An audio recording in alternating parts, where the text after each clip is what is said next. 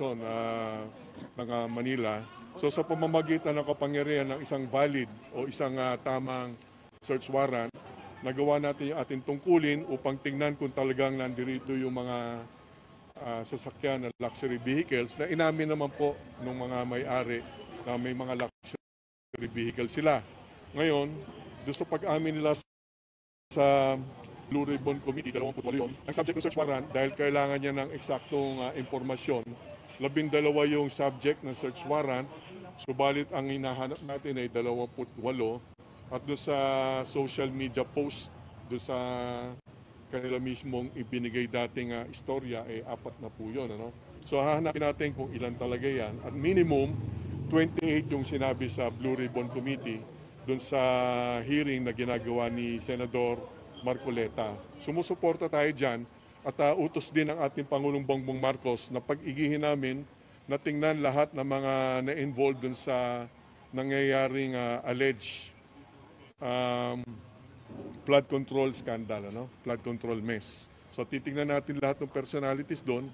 Nagkataon, dito tayo una nakakuha ng search warrant. Ngayon, binibigyan naman natin ng tamang pagkakataon ang mga may-ari, ang Diskaya family, na ipakita sa Bureau of Customs yung kanilang mga pinagbayaran. Pag nakita naman natin na tama ang kanilang pinagbayaran, yun ang interest ng Bureau of Customs. Subalit, pag kulang yan or kung may diferensya sa papel, magkakaroon po ng problema ang pamilya at kung mapapakita naman nila na talagang sila ay buyers in good faith, meaning binili lang nila ito sa isang dealer or ahente, doon naman kami pupunta upang doon namin kuhanin ang mga tamang dokumento na dapat magpapatunay na tama ang kanilang pinagbayaran sa ating gobyerno. Commissioner, sino na ho sa pamilya Vizcaya ang humarap na ho sa inyo? Wala po, yung representative pa lang po nila. Commissioner, sa Ilan na ho ang sasakyan, nakita? sa 12 sasakyan, ilan po ang nandito na iwan? Ang nandito sa loob ngayon, doon sa nasa warrant natin, 2 out of 12. So, pero may nakita kaming isa na wala naman doon sa warrant. Ano? Yung 2, isang Maserati, isang Land Cruiser, at yung hindi kasali sa warrant na kailangan din namin ngayong imbestigahan, yung Escalade. No? So, puro imported yan. Ngayon, huwag tayong mangamba dahil mahuhuli naman po natin saan man po yan itinatago. Kung itinatago man, kaya lang naniniwala naman ako na yan ay makikita at makikita natin. No? Kaya muli, ina-encourage ko ang pamilya ng Diskaya na voluntarily i-surrender na nila yan sa Bureau of Customs. Upang makita po natin. Kung wala naman silang tinatago, sang-ayon sa kanila, binili naman nila ito ng tama, huwag silang mangamba. Very professional ngayon ang Bureau of Customs. Pag nakita naman natin tama yan, i-report din natin na tama ang pinagbayaran. Subalit pag may diferensya, kulang o mali ang kanilang pagbabayad, gagawin naman namin ang aming tungkulin na may mananagot siyempre. No? Pero minimum naman dyan, dapat itama yung bayad. Depende po yan sa technical side. Pero kung may mga violation po yan, meron na tinatawag tayong WSD, magkakaroon po ng seizure proceedings po yan, at pananagutin natin kung sino ang nagkamali sa batas. Ngayon, wala naman tayong choice kundi ito ay i-alarma na kagad sa Highway Patrol Group at nag-usap na rin kami ni incoming HPG Chief, si Colonel Hansel Marantan, na personal kong kaibigan yan. So nangako naman si Colonel Marantan na kagad-kagad, day 1 niya ngayon, kasalukuyan siya nag-o-oath taking, kagabi nandito rin siya upang umalalay sa amin. Talagang hahanapin at mahanap po yan. Makakasigurado po tayo. Hindi po magagamit sa kalye yung mga ganyang klaseng sasakyan at mas mabuti talaga na yan ay isurrender na lamang ng pamilya Diskaya. Sir, bakit 12 lang yung subject po ng search warrant natin? Yun po kasi yung kompleto yung informasyon natin. Kasi pag humarap po kayo sa husgado, hindi po pwedeng hearsay, hindi po pwedeng kulang ang informasyon. Upang payagan naman ng husgado ang ating request. Ngayon, meron din kami mga ibang informasyon at maganda na, may mga nagsusumbong na rin naman. Kaya lang, hindi sapat yung informasyon na yun for the purpose of securing a search warrant. Kasi mahigpit din po ang judge, si Judge Carolina. So, doon sa social media, iniisa-isa namin yun. May mga VIN numbers na kami, yung iba may mga plate numbers. Subalit hindi yan kompleto para sa purpose ng search warrant. Pero makikita natin yan. Yung 28 na yan, at least, makikita po natin yan. At palagay ko naman, kung nakikinig ang pamilya Diskaya, kung wala naman po silang pangamba na ito ay smuggled talaga at sila nag-smuggle, mas makakabuti po sa kanila na isurrender yan. Kasi maobliga po kami mag-search warrant sa bawat bahay po nila, sa bawat opisina po nila. Mas masakit po sa ulo yun. At gagawin po namin yan. Sir, saan Yung na po dalawang dadalhin yung sasakyan na mga narito, sasakyan? anong mangyayari doon? Titingnan na natin yung mga dokumento niyan. Again, iimbestigahan na yan kung tama ba ang nabayaran niyan sa pamahalaan. So hindi ho i-sure ng... Hindi pa. May procedure po yan. Ano? Sa ngayon, ang proseso po ganito. Bureau of Customs po kami. Ano? Ang interest po namin ay kung nagbayad po ng tama at kung meron mga nalabag sa tinatawag nating Customs Modernizations and Tariff Act. Yan po yung batas. Kung meron diyang violation o paglabag, gagamitan po natin kasama po yung criminal violations. Ano po? Subalit sa ngayon, binibigyan po muna natin ng benefit of doubt na nagbayad po ng tama. Kaya't may pagkakataon po ang pamilya na ipakita sa amin muli ang kanilang mga dokumento at kami ay very professional, objective. Kung yan ay nagbayad ng tama, wala naman po dapat problemahin po ang pamilya. Subalit kung yan ay may kulang sa pagbabayad, hahabulin po natin at may mananagot po. Pero naka-hold na ngayon, sir. Naka-hold na yan. Lahat din ng exits dito sa compound, sa pagtutulong po of course ng Philippine Coast Guard, ng local police ng Pasig at ng Bureau of Customs, hindi naman po na yan lalabas. Ano? Sigurado po yan. At kagabi rin, mag-usap din kami ni General Nartates, full support sa atin ng Philippine National Police. Dahil again, ang attention na ito at ang galaw na ito ay sang-ayon po sa kagustuhan ng ating Pangulong Bongbong na dapat gampanan po ng Bureau of Customs. Lahat po nung nababanggit po sa investigasyon, sisipatin po natin sa interest namin kung mayroon po silang mga ipinuslit ng mga luxury vehicles at kung meron pa pong iba silang posibleng na smuggle na parte po nung kanilang Ang palugit po ninyo, Commissioner, ay hanggang sa araw ho ng bukas. In the event na hindi ho sila mag-comply, paano ho mangyayari, Commissioner? Actually, mamaya lang ititimbre na namin sa Highway Patrol Group po yun. Ano? So, hindi na po maganda yun kasi pag nakita kayo sa kalye, huhulihin, ipa-flag down po yan. Delikado po yan. Ano? So, hindi naman po ako nagbibigay ng palugit hanggang bukas dahil mamaya lang ititimbre na natin to sa grupo nila Colonel Marantan. Yung bukas para lang mapabilis din kasi naintindihan naman natin Yung buong pamilya sigurado ko namumroblema na rin naman yan. Mas maigi mag-focus na sila doon sa issue, sa construction ng flood control projects sa halip na dito pa sila nadadagdagan pa yung problema nila sa mga luxury vehicles. Just for the record, sir, bakit ngayon lang po ginawa ng Bureau of Customs ito? Anong ibig sabihin? Just for the record, bakit ngayon lang po ginawa ng Bureau of Customs Nag-apply po kasi tayo ng search warrant. Sa pag-apply kasi ng search warrant, kailangan kompleto yung dokumento. Ang kasunod nito, magre-report din kami sa judge kung ano nangyari.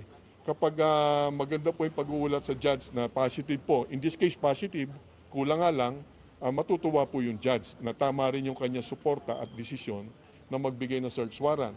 Kapag negative po yan, siyempre magagalit ang judge. Ano? At hindi rin kayo bibigyan ng search warrant kapag kulang-kulang po yung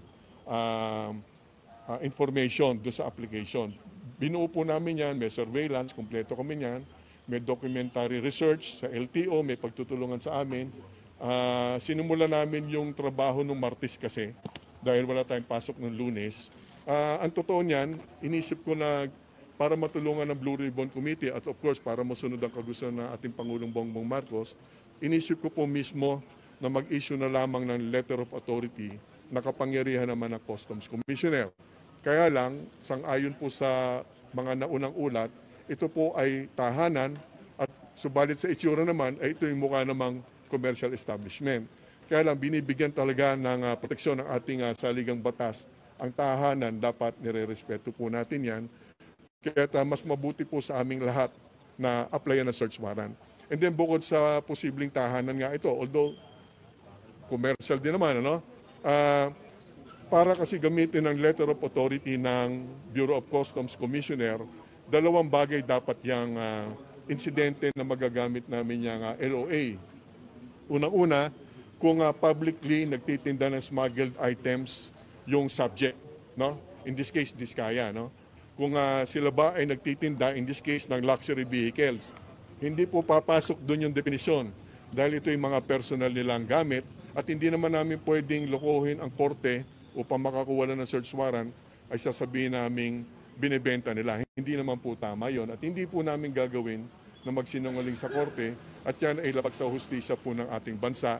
Hindi rin po yan maganda sa mismong Diskaya family at sa institusyon po. Pangalawa, para magamit po yung LOA, kinakailangan yung mga luxury vehicles ba na paninda ay nakatago sa isang warehouse.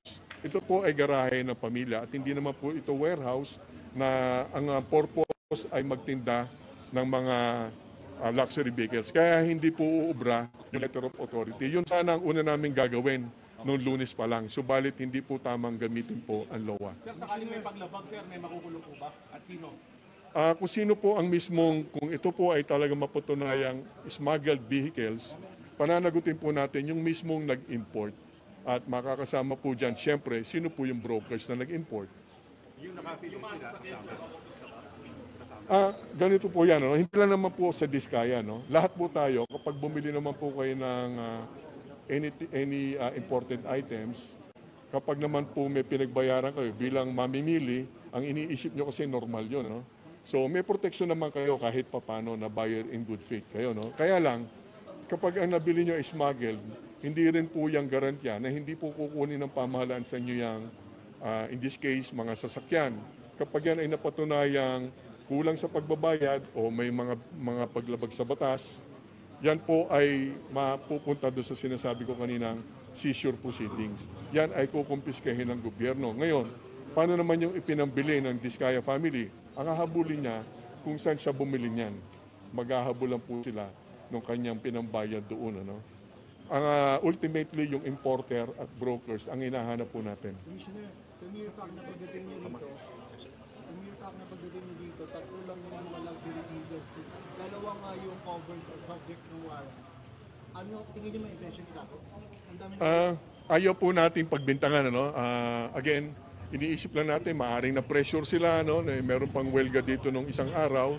Ayaw ko pong hulaan kung bakit po nila tinanggal dito. No? Pero naniniwala ako talaga, pag naunawaan po nila ang kanilang sitwasyon, na makikita namin yan, or magkakaroon po talaga kami ng search warrant sa bawat official address nila. At sila rin po mahihirapan talaga dyan. At hindi naman po nila magagamit sa kalye yung mga sasakyan dahil ititimbre na namin kagad sa Highway Patrol Group yung lahat ng detalye, mga plate numbers na alam namin sa HPG at yan ay hindi magagamit sa kalye. Sir, will you look into other Diskaya relatives like Ms. Remando, dating HR manager turned owners of one of their corporations? Depende lang. Basta kung nasan yung mga sasakyan na na-identify natin, regardless sinong may-ari niyan. At again, ang dulo na tinitingnan namin ay kung sino ba ang importer talaga. Wala bang commitment na ibalik? Parang I-surrender lahat. may commitment from the family. Hindi pa kasi namin kausap ang mismong Diskaya family. No? Mahirap hulaan. Ano? Again, ang may advice ko sa Diskaya family, mas makakabuti sa kanila at kanilang pamilya at sa kanilang mga suliranin na hinaharap ngayon sa Senado at sa Kongreso na tapusin na nila yung problema tungkol sa luxury vehicles upang makapag-focus na sila dun sa construction ng flood projects na issue. Doon na sila mag-focus, wag na dito sa luxury vehicles. Last two questions, please. Commissioner, sa laki Sabihin ng nito, mga Diskaya, sinisingle out nyo sila. Hindi naman. Actually, ang utos sa atin ng Pangulong Bongbong Marcos, again, tingnan lahat yung mga posibleng, sa interest ng Bureau of Customs, mayroong mga smuggled luxury vehicles at iba pang bagay na maaring ipinuslit papunta sa bansa na illegal. Ano? Hindi lang Diskaya. Nagkataon lang, ito yung nauna natin makuwanan ng search warrant. At obviously, ito yung nasa social media, napaka-high profile. Ano? Without preempting yung aming mga iba pang gagawin, makakasiguro kayo. Meron pa. Opo. Yan kasi ay sang-ayon sa pag-uutos ni Pangulong Bongbong Marcos na hindi lang po Diskaya ang ating tinitingnan. Yung last question. Commissioner, sa laki ho ng gusaling ito, meron pang elevator nandito sa ating harapan. Na-check na ho ba ninyo kung mayroong basement ho ito na maaaring doon nakalagay yung ibang mga target na sasakyan? Umikot na po kami. Dito lang po at saka sa second floor. yung Kung baka may garahe. payo mo sa ibang yung mga contractors na posibleng yung bigyan ng search warrant. Eh, kung meron din silang problema sa luxury vehicles, ganun din, wag na nilang itago dahil lalo pang magmumukhang sila ay may paglabag sa batas, di ba? Mas maganda, ihanda nila yung kanilang mga dokumento na tama ang kanilang pinagbayaran at yan ay pakikita sa Bureau of Customs. Maganda nga, wala pa kami sa search warrant stage. Magboluntaryo na sila hindi na sila maabala. Dahil gagampanan po ng BOC ang aming tungkulin na talagang hahanapin namin yung posibilidad na mayroong mga smuggled luxury vehicles. Yan po ay katungkulan namin. Gagawin po namin yan.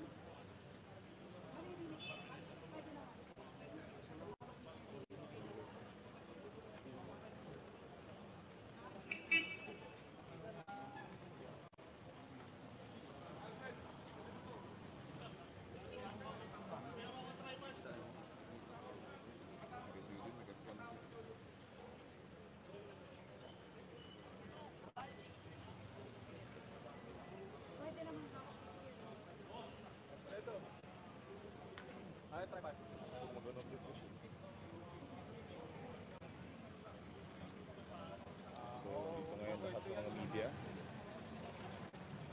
Media, so waiting. Pasok mo kami ngayon dito sa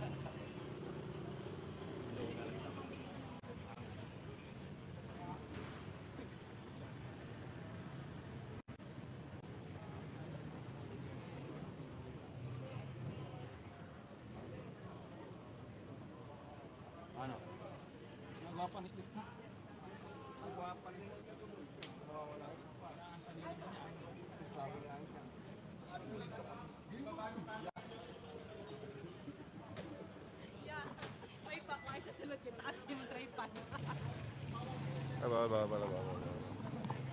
Ya, tanaw sa sulod yaw sa hita mo kita sa yung tripod. Nakakuha ka. Nakakuha kaya? Kamaro na to. Pasok pa to walang Nakakuha ginagawa. sila sa imo.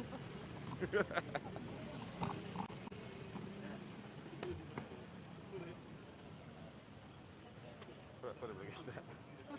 Green chip. Wala doon. Paano lang to sa imong YouTube eh? Kay klaro rin sa Jude. Git ayo. Ano di ba bukay Judy? Pakit yung cellphone? Big screen mo sa cellphone. Ang sabi ako YouTube, kabalo kang... Focus be. Itong focus. Focus nga ko ano. Ano ba? Ka-live na ka? Oo.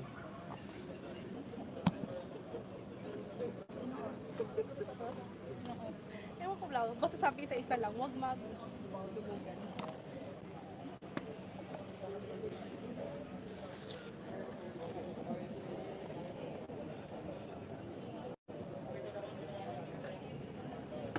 Wala mo na ako nabundak yun. Kasi, sabi ko, ako na mag-caption. Yun, sunod na bun. Gusto mo ko, eh. Hindi na, pangutanan si Jun Ray. Ha? Pangutanan si Jun Ray.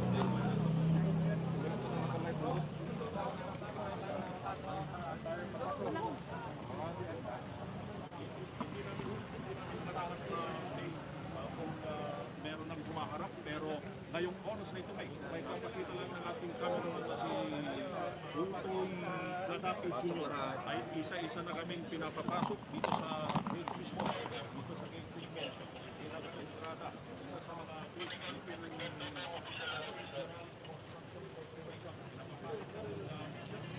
Isa-isa lang muna.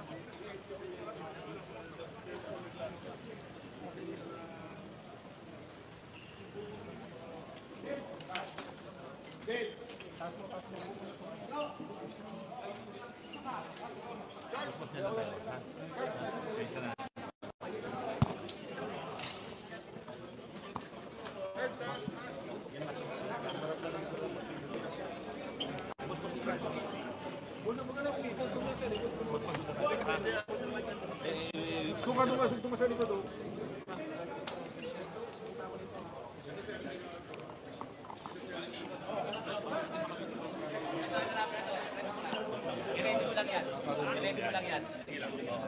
Tapos kagabi share natin in-implement. Unang implementation Wala po, natin huwag masyadong 920. The second,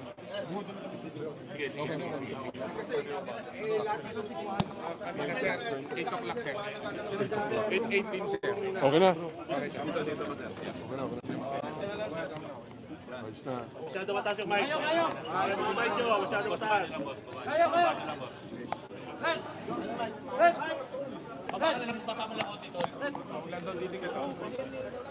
Masyado lumalayo, hindi maririnig yung audio niya. Relax lang. Natatawan yung commissioner namin. Ayos natin. Okay na. Sige, okay lang. Baka matumba ka dyan. Ayos na.